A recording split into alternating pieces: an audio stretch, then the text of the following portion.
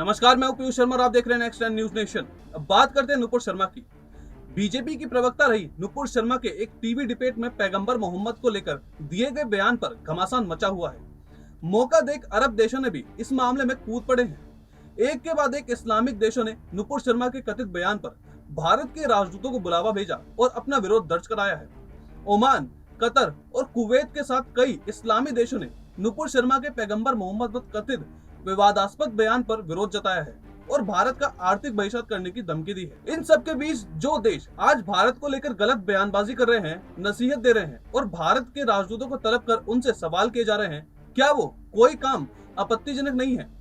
Qatar के विदेश मंत्रालय ने एक आधिकारिक नोट जारी करके मांग की है कि भारत को इस मुद्दे पर दुनिया भर के मुसलमानों से सार्वजनिक रूप से माफी मांगनी चाहिए।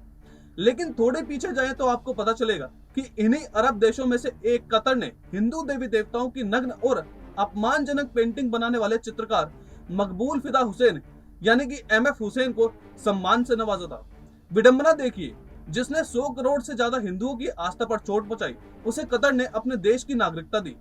वही देश आज पैगंबर मोहम्मद को लेकर विवादित बयान पर भारत से माफी मांगने की बात कर रहा है। जिस MF हुसैन को भारत ने सम्मान दिया, उसी देश से संबंधित विवादास्पद पेंटिंग बनाकर भारत को सबसे ज्यादा ठेस पहुंचाने की कोशिश की है। जिस भारत देश ने उन पर इतने उपकार किए, उसे हुसैन ने अपनी चित्रकारी से देश को अपमानित करने का काम किया है। दरअसल 90 के दशक से ही हुसैन के खिलाफ विरोध के स्वर सामने आने लगे थे। फरवरी 2006 में हुसैन पर हिंदू देवी देवताओं के नग्न पेंटिंग बनाने के हिंदुओं की भावना करने को आहत करने का आरोप भी लगा था।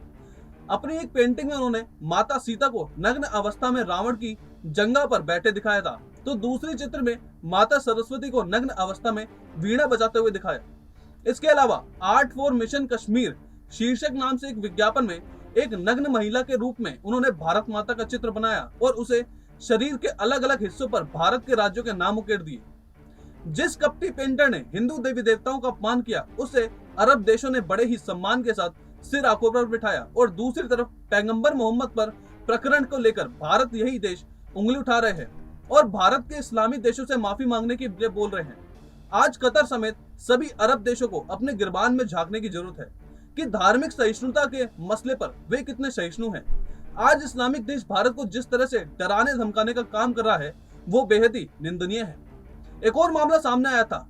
वीडियो में महिलाएं बुर्का पहनकर सुपरमार्केट में गलियारे में खड़ी दिखाई देती है, जिसमें हिंदू उत्सव गणेश चतुर्थी के लिए भगवान गणपति की मूर्तियां रैक पर रखी दिखाई देती हैं। महिलाओं में से एक ने मूर्तियों को उठाया और उन्हें एक एक करके फर्श पर फेंकना शुरू कर दिया, जिसके बाद मूर्तियां टुकड़े में बिखर गई। दूसरी महिला ने मोबाइल फोन पर इस घटना को रिकॉर्ड कर लिया। महिला को अरबी में सुपरमार्केट के एक कर्मचारी में चिल्लाते हुए सुना जा सकता है। महिला ने मुस्लिम देश में बेची जा रही गणपति की मूर्तियों पर आपत्ति जताते हुए कहा कि यह मोहम्मद बिन ईसा का देश है। क्या आपको लगता है कि उन्होंने इसकी मंजूरी दी है? जिसके बाद दुकान का कर्मचारी कहता है कि हम मानते हैं कि यह मुस्लिम देश है।